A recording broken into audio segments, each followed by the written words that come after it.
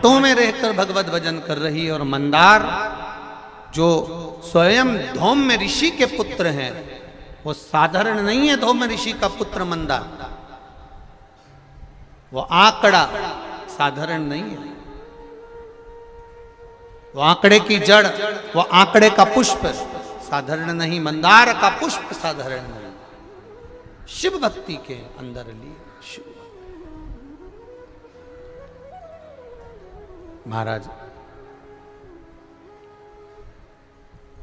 मंदार शौनक ऋषि के यहां पर विद्या अध्ययन करने के लिए गए।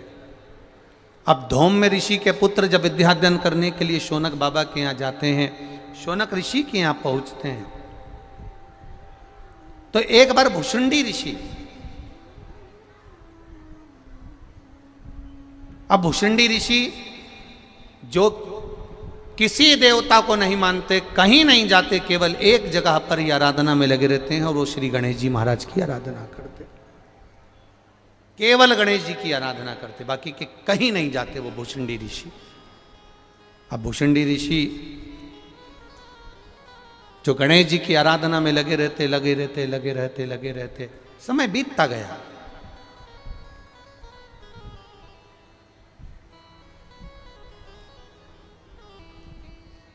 बहुत लंबा समय निकल गया गणेश जी की आराधना करते करते। बहुत ध्यान देना महाराज, सतयुग में, त्रेता युग में, द्वापर युग में और कलयुग में बहुत बड़े बड़े अंतर हैं, उसको समझिएगा। सतयुग में हजारों वर्ष तक तप करना पड़ता था, साधना करना पड़ती थी, तब भगवान प्रसन्न होकर वर देता था। तब मेरा परमात्मा आता था, तब मेरा भगवान आता था। त्रेता द्वापर, त्रेता के अंतर्गत बहुत यज्ञ अनुष्ठान करो, बहुत साधना करो, तब जाकर भगवान प्रसन्न होते थे। द्वापर में भी खूब तप साधना करो, तीरथ करो, तब भगवान प्रसन्न होते थे। पर आप और हमको एक सबसे बड़ी खुशी मनाना चाहिए कि अपन कलयुग में रह रहे हैं। इस कलयुग में केवल भगवान का नाम ले लेना और एक लोटा जल चढ़ा देने पर ही भगवान प्रसन्न हो।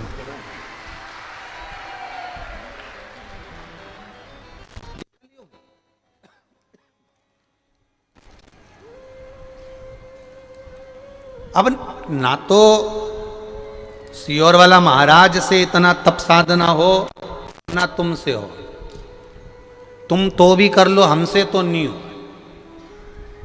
कोई कहे कि महाराज जी तुम 4-6-8 घंटे तक आंख बंद करके बैठ जाओ और तप साधना करो, तुम तो 25 बार आंख खोल के देख ले, और 2 नहीं खोले तो 1 तो खोल के देख ही ले कि क्या कर रहे हो राम जी। अब कोई तप साधना हो रही है?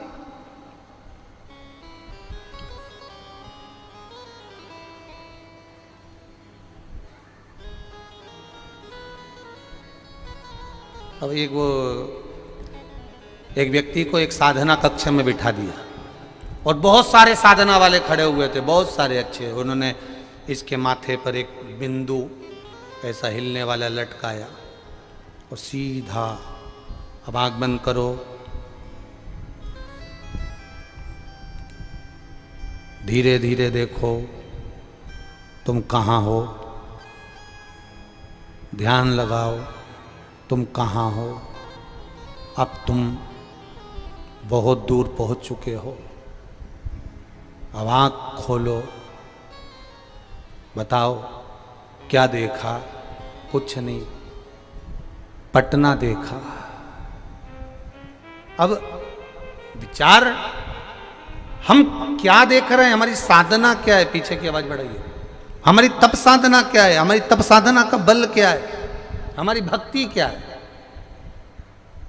शिव महापुराण की कथा कर रही है, ना आज के व्यक्ति से तप हो सकता है, ना साधना हो सकती है, ना कुछ हो सकता है। केवल एक कार्य हो सकता है, एक लोटा जल वो देवाधिदेव महादेव को समर्पित कर सकता है। जब फुर्सत मिल जाए, जब आनंद मिल जाए, जब उसका चित्त लग जाए, जब उसकी वृत्ति, जब उसका मन लग जाए, जब उसका दिल महादेव से जुड़ जाए। जब यह मन लग जाए आपका एक लोटा जल चढ़ाने में, तब लगाओ। बड़े प्रसन्न होकर जीवन जियो।